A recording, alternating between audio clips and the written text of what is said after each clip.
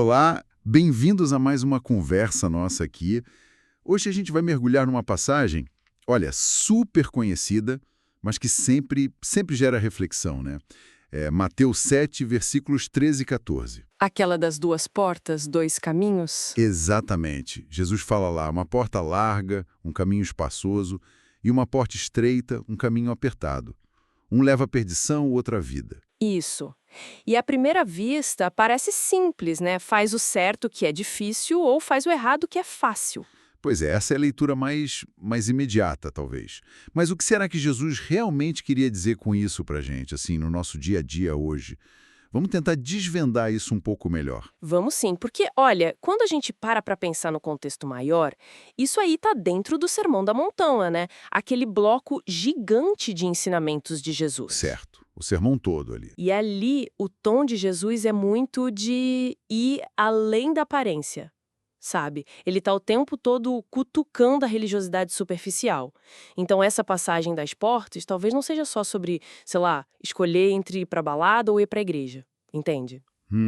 Interessante você colocar assim. Não é só o ato externo. Exato. Muitos estudiosos veem aqui um contraste mais profundo.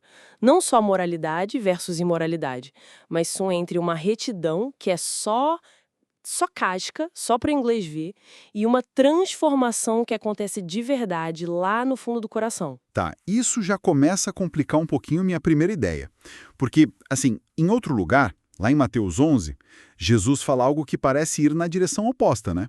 Ele diz: "Vinde a mim, porque o meu jugo é suave e o meu fardo é leve." Perfeito. Essa é a tensão que muita gente sente ao ler essas passagens. Como pode o caminho ser apertado, estreito, que poucos encontram, e ao mesmo tempo o fardo ser leve? Parece contraditório, né? Totalmente. Se é leve, como é que é apertado e o difícil de achar? Então, é aí que entra essa leitura que foca não na dificuldade do esforço moral para ser bom, mas na natureza do caminho. Alguns comentaristas, como por exemplo o Jonathan Pennington, que estuda muito o Sermão da Montanha, Uhum. ele sugere que Jesus está contrastando duas formas de viver a própria religião ou a própria espiritualidade. Uma é essa que se contenta com as regras externas, com a aparência de piedade, talvez até seja socialmente aceita, elogiada. Tipo a pessoa que cumpre todos os rituais, vai a todos os cultos, não falta nada, por fora é impecável. Exatamente, pode ser essa pessoa. Mas Jesus, no sermão mesmo, ele dá exemplos claros disso. Lembra quando ele fala sobre o assassinato? Lembro sim, Mateus 5, né? Isso. Ele diz: ouvistes que foi dito aos antigos: não matarás. Beleza, a regra externa é clara. Ninguém aqui vai sair matando, né? Espera-se que não. Pois é. Mas aí Jesus vai e diz: eu, porém, vos digo que qualquer que sem motivo se encolerizar contra seu irmão será réu de juízo. Ele pega a raiva, o desprezo, o chamar o outro de tolo. Aí ele vai na raiz da questão. Não só o ato final, mas o que está no coração antes. Perfeito. Ele está dizendo que a justiça que ele busca, a retidão do reino de Deus, vai muito além de não cometer o ato físico. Ela lida com a fonte, o coração, as intenções, as emoções descontroladas, como a raiva, o ódio. Entendi. Então, voltando para as portas. O caminho largo, o espaçoso, não seria só o caminho da imoralidade óbvia, tipo, sei lá, roubar, mentir descaradamente. Pode incluir isso, claro, mas também incluiria essa retidão superficial. Essa vida onde a pessoa segue as regras por fora, talvez até com rigor, Hum, mas o coração está cheio de raiva, de julgamento, de indiferença com o sofrimento do outro. exatamente. É uma forma de viver que, embora possa parecer correta aos olhos humanos, na perspectiva de Jesus, é um caminho que leva à destruição. Não necessariamente ao inferno como um lugar físico após a morte apenas, mas a uma destruição das relações, da comunidade, da própria integridade da pessoa. Corrói tudo por dentro. Nossa, isso é forte. Pensar que até uma vida que parece certinha pode ser o caminho largo. Dá um nó na cabeça. Dá mesmo. Porque a gente tende a simplificar, né? O bom e o mal, o certo e o errado. Mas Jesus está mostrando que a linha é mais tênue e passa por dentro do coração. E aí, pessoal que está ouvindo a gente, o que vocês pensam sobre isso? Essa ideia do caminho largo incluir também essa aparência de justiça faz sentido para vocês? Como vocês veem isso na prática? Deixa um comentário aqui embaixo. Vamos conversar sobre isso. É um ótimo ponto para interação mesmo. E claro, se essa nossa conversa está te ajudando a pensar, se está gostando dessa análise mais a fundo, não esquece, deixa o seu like aqui no vídeo e se inscreve no canal para não perder as próximas, tá bom? Ajuda muito a gente a continuar trazendo esse conteúdo. Isso aí. Bom, e aí, por outro lado, a gente tem o caminho estreito, a porta apertada. Se o largo é essa superficialidade ou a imoralidade, o que seria o estreito, então? Se não é só o esforço de ser bonzinho. Exato. Parece ser o caminho de buscar de verdade essa transformação interior que Jesus tanto fala.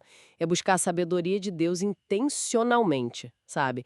É se abrir para a ação do Espírito Santo para mudar o coração mesmo. Então é menos sobre fazer coisas e mais sobre ser alguém diferente por dentro. Eu diria que é sobre ser alguém diferente, o que naturalmente leva a fazer as coisas de um jeito diferente.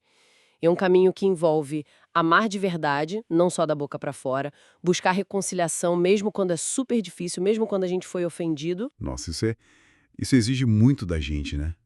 Perdoar de verdade, amar quem nos persegue. Exige. Exige humildade, exige vulnerabilidade, exige depender de Deus, porque na nossa própria força a gente não consegue ir muito longe nisso, né? Mas é esse caminho que, segundo Jesus, leva à vida. E aqui, vida não é só existir. É aquela vida plena, o shalom. Shalom, aquela paz completa, né? Bem-estar, integridade. Isso, aquela paz profunda que vem de estar bem com Deus, consigo mesmo e com os outros, mesmo que as circunstâncias externas sejam turbulentas. E aí, talvez a gente comece a entender o fardo leve. Ah, conecta com o fardo leve agora. Como?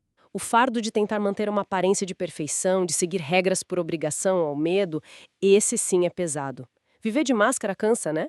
Mas o fardo de buscar autenticidade, de amar de verdade, de viver pela graça, embora exija entrega e possa ter seus desafios, ele é leve porque é verdadeiro, liberta a gente dessa pressão da performance. Entendi. Faz sentido. O peso não é da dificuldade em si, mas da falta de autenticidade no outro caminho. Pode ser uma forma de ver, sim, mas tem mais uma camada nessa palavra estreita, né? Eu estava pensando nisso. A palavra original em grego, ela tem alguma outra conotação? Tem, e é bem significativa. A palavra é tlibo ou relacionada a ela. E tlibo no Novo Testamento frequentemente está ligada a tribulação, pressão, aflição, perseguição. Ah, então não é só estreito no sentido de poucos cabem ou exige esforço. É também pressionado. Exatamente. Jesus parece estar avisando, olha, escolher esse caminho de transformação interior radical, de viver os valores do reino de Deus, amor, perdão, justiça, humildade, num mundo que opera em outra lógica, isso vai gerar atrito. Vai ter gente que não vai entender, o que vai se opor mesmo. Com certeza. Viver de forma contracultural, né? Priorizar o perdão quando o mundo diz vingue-se. Buscar a humildade quando o mundo valoriza o poder e a autopromoção. Ser generoso num sistema que incentiva o acúmulo egoísta. Isso pode causar estranheza, resistência e, às vezes, até sofrimento real. O próprio Jesus foi o maior exemplo disso, né? O caminho dele levou à cruz. Nossa, é verdade. Então, a estreiteza do caminho inclui também essa dimensão de possível sofrimento por causa da fé, por causa dessa escolha de viver diferente. Inclui sim. Não que a gente deva buscar o sofrimento, claro que não, mas Jesus está sendo realista. Ele está dizendo, estejam preparados, porque remar contra a maré do mundo pode trazer desafios. É um chamado a uma fidelidade que custa alguma coisa. Isso muda bastante a perspectiva. Não é só uma escolha interna, mas uma escolha que tem consequências externas também. É um pacote completo, digamos assim. É um pacote completo. Mas aí entra a esperança, né? Que também está lá em Mateus e Paulo desenvolve muito bem, por exemplo, em Romanos 8. Ele fala que os sofrimentos do tempo presente não podem nem se comparar com a glória que há de ser revelada em nós. A perspectiva futura, a esperança do reino. Exato. Essa esperança nos sustenta no meio da pressão, no meio da estreiteza, saber que esse caminho, apesar dos desafios, é o caminho que leva à vida verdadeira, à comunhão com Deus, à restauração final. E isso dá a força para continuar. Não é um convite para uma vida triste e oprimida, mas para uma vida com propósito e significado profundos, mesmo em meio às lutas. Certo. Então, tentando amarrar tudo isso que a gente conversou, deixa eu ver se eu entendi bem. A porta estreita, o caminho apertado. Não é tipo um teste de resistência para ver quem consegue ser mais santo pelo próprio esforço. Não parece ser essa a ideia principal. É mais um convite para a gente buscar, com a ajuda de Deus, uma mudança real lá dentro, no coração. Uma transformação que transborda em amor de verdade por Deus e pelas pessoas. E isso pode sim trazer desafios e pressões externas. Pode ser apertado por causa disso também. Resumiu bem. É um caminho de autenticidade e dependência de Deus. E o caminho largo, espaçoso, ele não é só a galera que está fazendo tudo errado abertamente. Ele também pode ser aquela vida de aparência, aquela religiosidade que parece bonita por fora, mas que lá dentro o coração tá longe de Deus, tá cheio de coisa que não agrada a ele, tipo julgamento, falta de amor. Exatamente. Abrange tanto a rebelião aberta quanto a conformidade hipócrita. O foco de Jesus parece ser sempre a fonte, o que está motivando nossas ações, de onde elas vêm. Do coração transformado pela graça ou de um esforço próprio para parecer bom, ou pior, de uma indiferença total. Entendi. A questão-chave é a autenticidade dessa nossa relação com Deus e com os outros, que nasce desse coração que está sendo trabalhado por Ele. Perfeito. E isso, claro, deixa a gente com uma pergunta para levar para a semana, né? Uma reflexão talvez um pouco incômoda, mas necessária. Qual seria? Será que tem áreas na nossa vida, talvez até áreas que a gente se orgulha, onde a gente está andando confortavelmente nesse caminho largo, aquele que parece correto, que talvez até receba aplausos dos outros, mas que no fundo a gente sabe que está faltando aquela transformação mais profunda, aquela entrega mais verdadeira que Jesus convida a gente a ter. Uau! Onde a gente pode estar vivendo mais de aparência do que de essência, né? Exatamente. Onde talvez a gente esteja evitando o aperto necessário para crescer de verdade na fé e no amor.